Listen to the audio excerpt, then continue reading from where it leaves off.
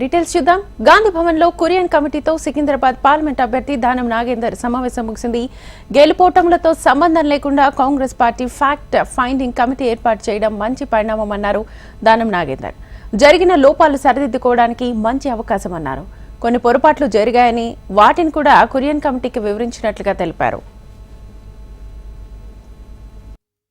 రాహుల్ గాంధీ గారు ఒక కొత్త వరవడిని ప్రధానంగా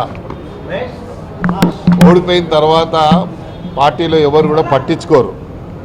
కానీ ఓడిపోయిన అభ్యర్థులు ఎందుకు ఓడిపోయారు దాన్ని విశ్లేషించాలి.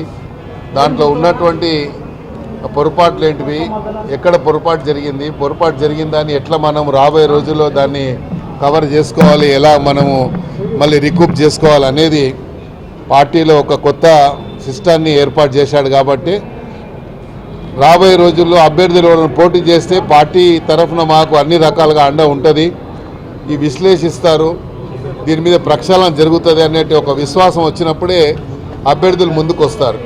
ఎందుకంటే ప్రక్షాళన అనేది ఎప్పుడే కానీ జరిగినటువంటి ఎన్నికలు అయిపోయిన తర్వాత మనం జరిగినటువంటి ఎక్కడ లోపాలు జరిగాయని ఆ లోపాలు సరిదిద్దుకోవడానికి మనం చేయవలసినటువంటి ప్రణాళికని సిద్ధం చేసుకోవడానికి ఇలాంటి ప్రక్షాళన చాలా ఉపయోగపడుతుంది. అందులో భాగంగానే ఏఐసిసిని ఇచ్చినటువంటి ప్రతినిధులకు నేను చెప్పడం జరిగింది.